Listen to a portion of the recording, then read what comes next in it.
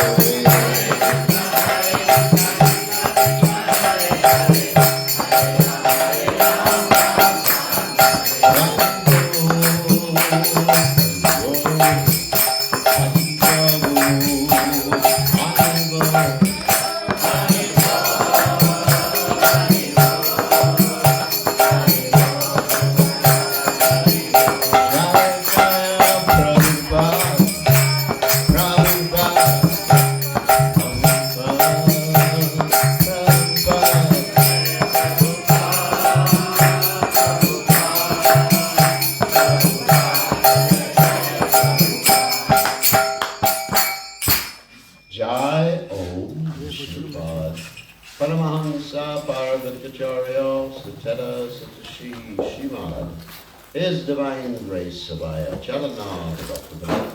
Goswami Srila Prabhupada Ki Jai, ISKCON Founder Acharya Srila Prabhupada Ki Jai, Anantakoti Vaishnava Vrinda Ki Jai, Namacharya Srila Haridas Thakur Ki Jai, Param Say Golo Shri Krishna Chaitanya Prabhu Nityananda Shri Dvaita Gadadha Shri Vasudhi Gaur Bhakta Vrinda Ki Jai, Shri Shri Radha Krishna Gopika Banath Sayam Kunda Radha Kunda Giri Govardhan Ki Jai, Vrindavanam Ki Jai, Mathuraram Ki Jai, Jagadada Swami Ki Jai, Murmai Ki Jai, Shivani Lasi Devi Ki Jai, Samaveda Bhakta Vrinda Ki Jai, Gaur Premananda Hari Hari Bol. All glory is the assembled devotees. All glory is the assembled devotees. All glory is the assembled devotees. All glory is to Shri Guru and Gauranga Shilabopad Ki Jai. Namam Vishnupadaya Krishna Prastaya Bhutale Srimati Bhaktivedanta Swami Nityanamani Namaste Saraswati Devi Gauravani Pacharani Nivashesha Shrivali Paschacha Deja Tarne Shri Prabhupada Ki Jai Om Yanata Vidanda Shadaranjana Shlakaya Chakshur Minikam Yena Tasmai Shidave Maha. So, today is the last day of the month of Kartika. And being the last day of the month of Kartika, of course, those who are doing the Bhishma Panchaka fast can eat today. And those who are not doing the Bhishma Panchaka fast, they can eat also today. And so, today is a very special day too. Well, for several reasons. Externally, there's an eclipse going on. And this happened also in Fiji, I think about 2 years ago or something like that. There was an eclipse on the same day. And there's a little feedback. Can you turn down the volume a little bit? Just toe-to-toe. A little bit. Okay. So, we advise the devotees not to have their actual marriage of Tulsi, which they do in the temple. They actually dress up Tulsi Devi as a bride. They put a cloth around her, garland and everything like that. And they do a whole havan or fire sacrifice, which is very beautiful. So I'm going to tell the story of the Tulsi Shalaram Vivaha in a second, but first I want to mention that today, still feedback, silly. You hear this? Turn it down a little, that's even better. So today is also the appearance day of a great personality, one of the Sampradaya Acharyas. You're late. One of the Sampradaya Acharyas. As we know, there's 4 Sampradayas. Sampradaya means disciplic succession. And the statement in the Vedic literatures is Sampradaya Vinaya Mantras Te Nishpalam Vadaha, that if you're not getting your information and mantras from a Sampradaya, then it doesn't work. It doesn't have the potency. So it's not that you can just read the Vedic literatures and come up with your own Sampradaya, your own understanding. In fact, it says Vedeshu Durlabha Durlabha Atmabhakta. That simply by studying the Vedas, you will never understand anything unless you have the guidance of someone in a disciplic succession. And also in Mahabharata, Dishta Shrutinam Vinam, that the statement made is that no one can understand the absolute truth by argumentation or logic, nor by studying the Vedic literatures, because they are very multi-branched. As Krishna also says in the Bhagavad Gita, Trigunya Vishaya Veda Nistrigunya Pavarjana, that the Vedas mainly deal with the 3 laws of nature. Anyway, apart from that, there are 4 Sampradayas, the Brahma Sampradaya. Actually, all of them come from Vishnu or Krishna. There's the Rudra Sampradaya, the Kumpara Sampradaya, and the Lakshmi or Sri Sampradaya, which comes from Lakshmi. And of course, the Sri Sampradaya is very prominent, and that's Sri Padmanabhacharya is the Acharya there. And so our Sampradaya is very prominent, and Brahma is the Acharya. And as far as the Rudra Sampradaya, you have Nimbarkacharya, who is the Acharya. And we can tell a little bit about Nimbarkacharya. I mean, there's very little information available. That some biographers say he was born between the 11th and 12th centuries AD, and other biographers say that he appeared around the 7th or 8th century. So, not really known completely when he appeared. So, he is the presenter, as were the Kumaras, of something called Dvaita and Advaita philosophy. What does that mean? Dvaita means duality, Advaita means non-duality. So this is actually very similar to Achintya Veda Aveda Tattva philosophy presented by Lord Chaitanya Mahaprabhu. For those of you who don't know what that means everything is the same and different from Krishna simultaneously. Krishna himself presents that in the Bhagavad Gita in the 9th chapter, in which he says, Maya tatam idam sarvam jagadapyapta murtina, etc. So, Nimbarkacharya presented basically the same thing. And there's 2 different stories about how he actually got initiated. One story is he got initiated by Narada Muni, was initiated by the Kumaras. Another story was he directly got initiated by the 4 Kumaras. But in any case, he's a prominent member of the Kumara Sampradaya. And he's called Nimbarka Acharya because it means the sun and a nim tree. Interesting. Why would he be called that? I mean, previously he was something like Nimananda. That was his birth name. So what happened is that one time he caused the nim tree to shine like the sun, the leaves of the nim tree, and therefore he got the name Nimbarka Acharya. And he is quite famous in the Vrindavan area because his followers, they're all over the place and they worship Radha and Krishna, which is actually a little bit different than the Sri Sampradaya, and also from Madhva's teachings too, because Madhva stressed basically he accepted Radha Krishna, but he stressed the worship of Vishnu, and Sri Sampradaya is Vishnu, Lakshmi, Narayan. And so you'll find his followers everywhere in Varshana, all over the Braj area, and therefore he's a very important personality, and Prabhupada said we should observe the appearance days and disappearance days of these great personalities. So today is the glorious appearance day of Sripad Nimbarka Acharya. So, getting on to the Tulsi Shalagram Vivaha. I have some notes here so I don't miss any portion of this particular story. It's a really interesting story because it involves Tulsi Devi, who was a gopi in Vrindavan who got cursed by Radharani to come down to this earth planet. And it involves Sudama, who was a coward boy, getting cursed by Radharani because he got angry at Radharani. Krishna was being chastised one time by Srimati Radharani, and he got angry because Krishna was being, what he thought, abused by Radharani. And then Radharani got angry with him and cursed him to become a demon.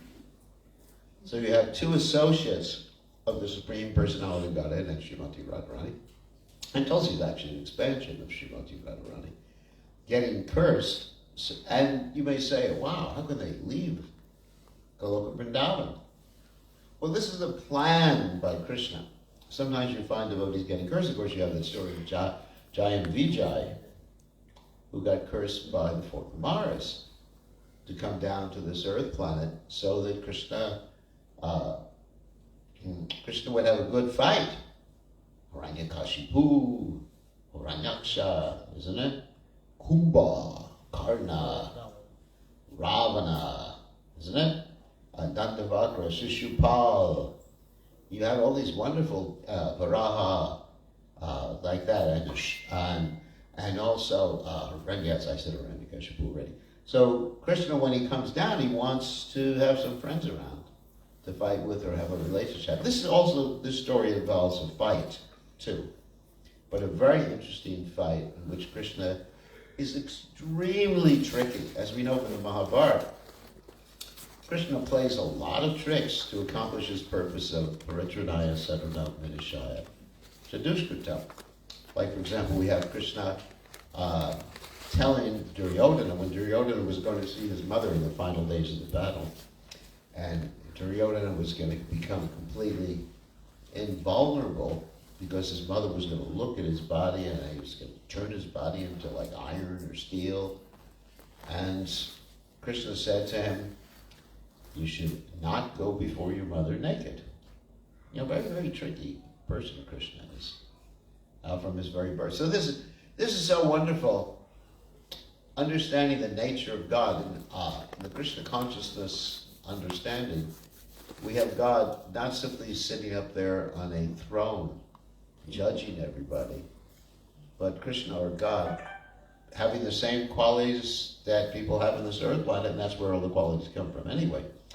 Krishna's dear Lalita, dear Prashanta, dear Udata, dear Udata. This is described in the Nectar of Devotion. And some of these qualities are contradictory. Sometimes Krishna's very serious, sometimes he's angry, sometimes he's joking, like that. And he has all these qualities because we wouldn't have any of these qualities unless Krishna had these qualities, right?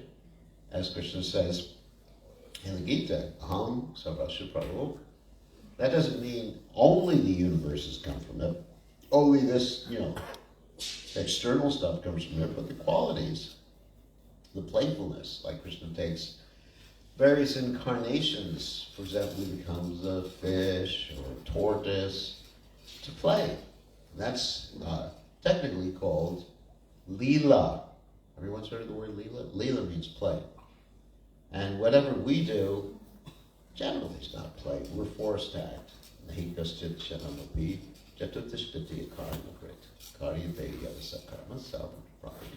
We're forced to act by the impulses coming from the modes of material nature.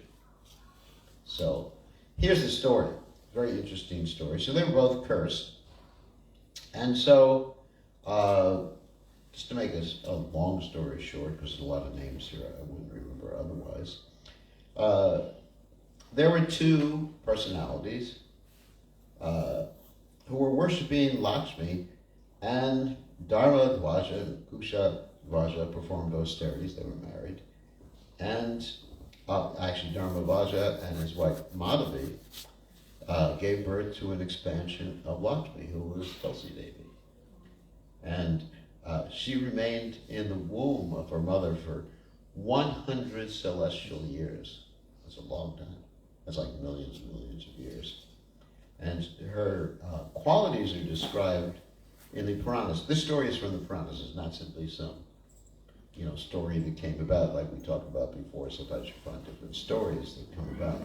She had a flower imprint on her foot. Eyes were like lotus. That means the eyes are like, they go back like this. You understand? I don't see anyone here with lotus eyes. Everybody here has round eyes. But lotus eyes are, it's hard to picture it, but it's very, very beautiful. And sometimes you see people in India with lotus eyes. Sometimes. Asians. It's actually quite rare. It doesn't go all the way back, but quite rare. It says lotus eyes and a halo around her. And practically, right when she was born, she was white complexion. It's interesting. Generally, you think that all the people who are in India are of a certain complexion, right? And a certain type of hair, black hair and everything like that. Well, Narada Muni is described as having blonde hair. Wow. So it's called a rainbow festival in the spiritual world. So everybody has different complexion, different type of hair. Isn't that interesting, isn't it? And does anyone know the color of Radharani's eyes? What? Blue. Blue, yeah. So, you don't see too many people in India blue eyes, do you? Hardly anybody, except someone who marries someone from outside of India. So anyway, so Krishna's meant for everybody. People from India don't have a monopoly on the Supreme Personality of Godhead. So anyway, so she went to Badarik Ashram to perform austerities because she wanted to get Krishna as her husband. Because previously she had been with Krishna in the spiritual world. So it's described that for 20,000 years, this is better than Bhishma Panchaka, she performed, just ate fruits and water, 30,000 more years, just dry leaves, 40,000 years, just the air, and for 10,000 years, nothing, breathing, and she stood on one leg. Finally, Lord Brahma came, and Lord Brahma told her that in your past birth, you were an associate of Srimati Radharani, and you were cursed by Srimati Radharani to come down to the earth planet. And he said to her that you're supposed to marry Narayan. But for right now, you will marry this person named Shankachuda, who was the son of a demon named Damba, and Damba was the son of another demon named Viprachiti. So you will marry him, and later on, he tells him everything. You will curse Narayan, and you will accept him as your husband. So he told the whole history. And also Tulsi and also Shankachuta was words called Jati Smarana. That means they can remember their past lives. So they did this whole pastime, remembering their past lives. Or at the same time, even though they could remember their past lives, they got so much into the dramatic performance that they forgot about it. And sometimes they use the example to help people understand what Yoga Maya is.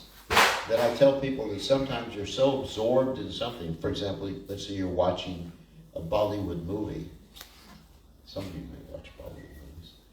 That you become so absorbed you forget you have a family. Isn't it? Yep.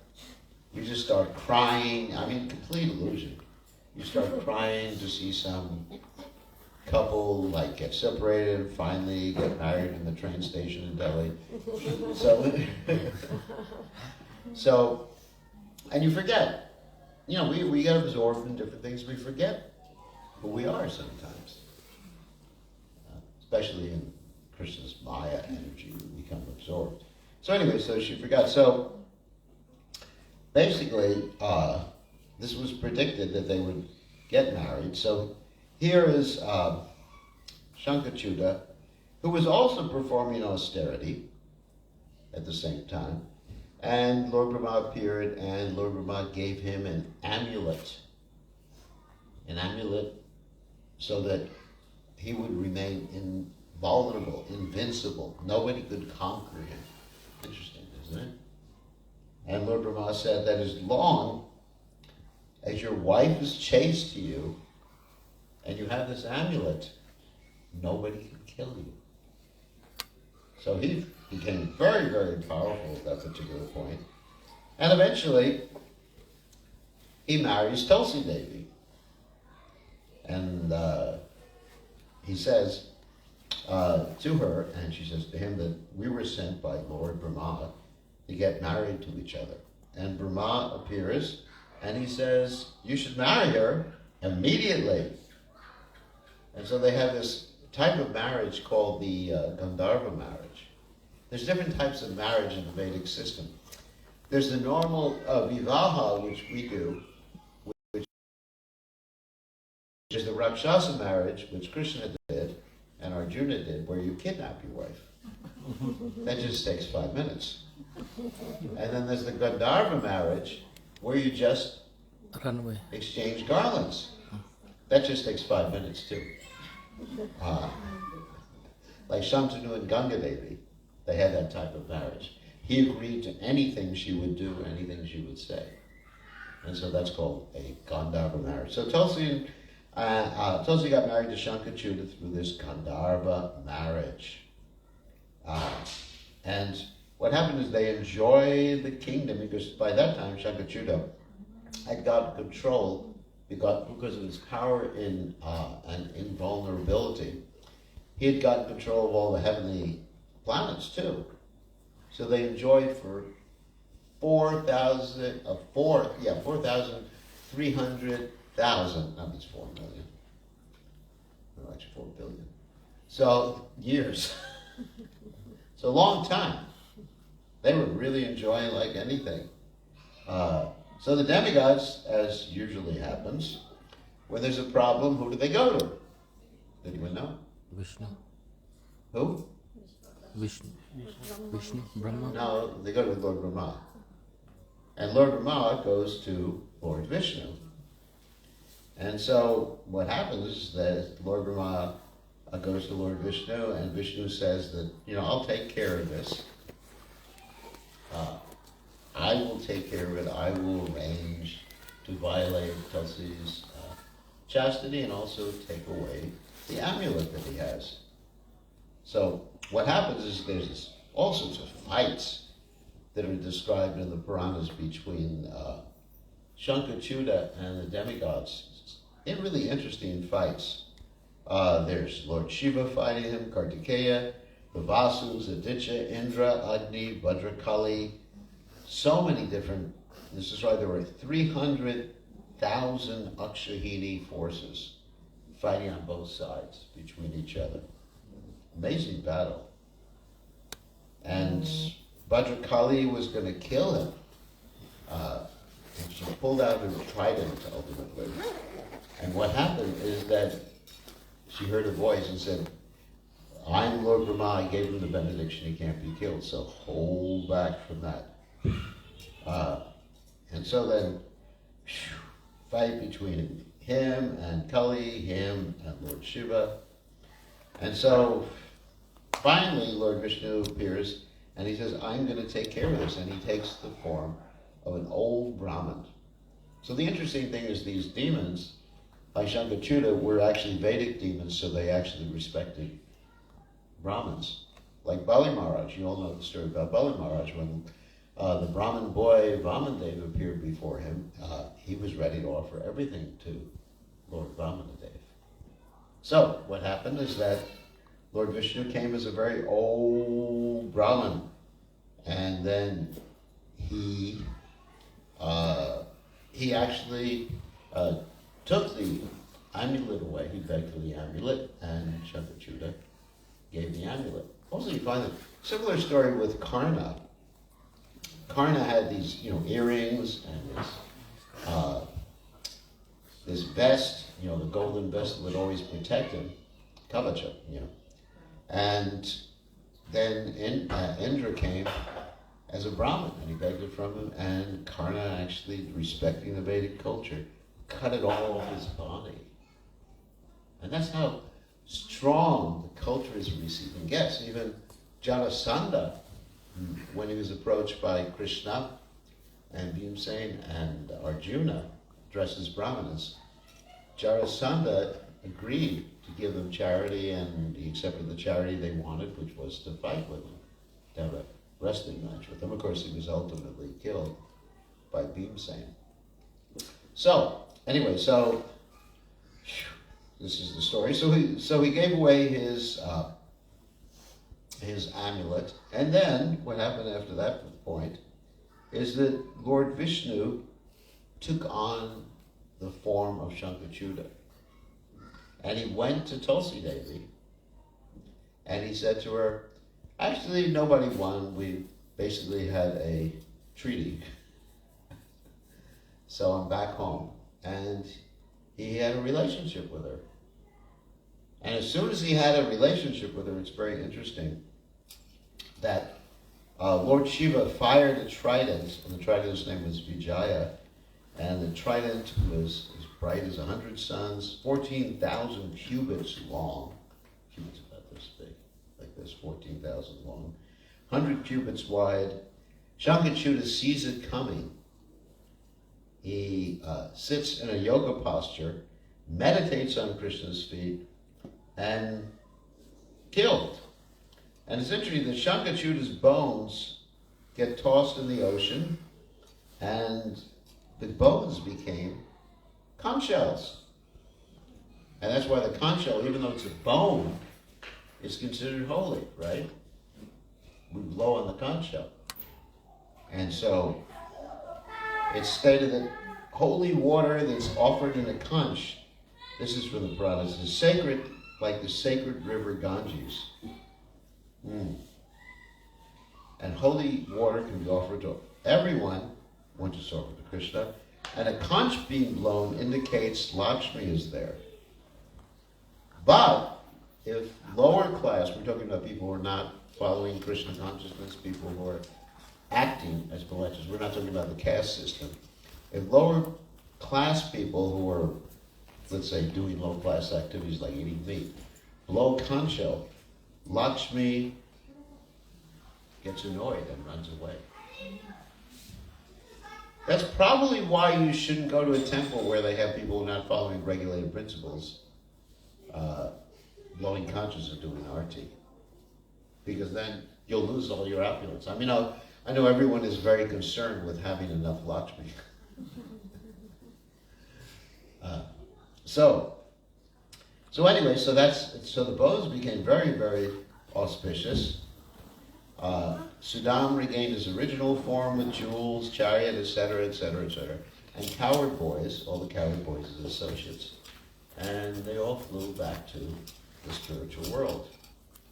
And Radha and Krishna were very happy to him have them back, and they're very happy to engage them in their service. Meantime, Tulsi discovers it's not her husband Shankachuta.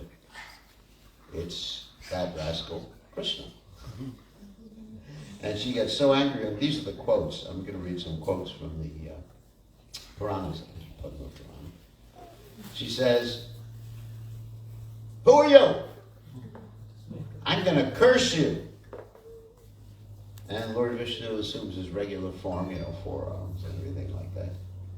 And Tulsi says, "You are like a stone. You are merciless. You violated my chastity by deception.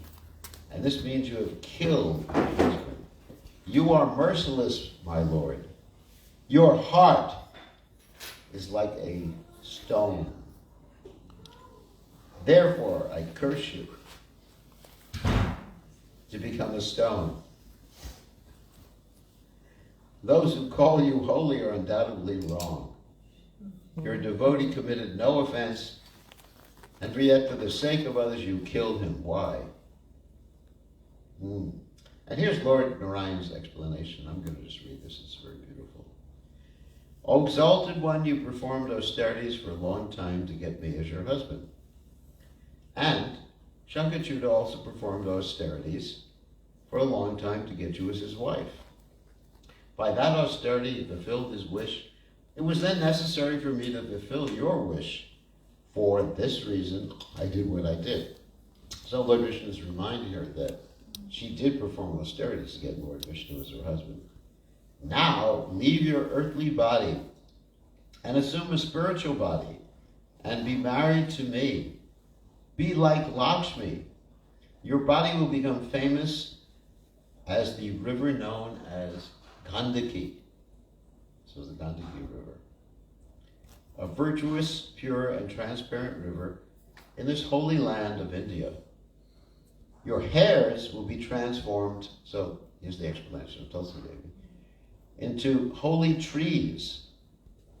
And since these trees will be born from you, they will be known as Tulsi trees." So Tulsi is actually the hair of Tulsi's body. Interesting, isn't it? People often ask, what is the ontology? What is the nature of Tulsi Devi? There's a spiritual hair. Of course, in the spiritual world, the hair is actually pure. In the material world, hair is not really that pure, even though many people love their hair. It says in Kali Yuga, the men will think they become very handsome and beautiful by keeping long hair, isn't it? So, of course, the ladies naturally have long hair. But we understand hair is so impure that if a piece of the hair falls into the foodstuffs, you can't offer it to Krishna. It becomes impure immediately. So, anyway, they will be known as Tulsi trees. All the residents of the three worlds will perform worship with the leaves and flowers of this tree. Thus you, Tulsi, will reign as the best among trees and flowers. So this is the story. There's a lot more here. There's also the explanation of the blessings of Shalagram. Okay, I'll read this. This is interesting. This is Lord Narayan's statement. "As for me, by your curse, I will become a stone and remain close to the bank of the Gandaki River.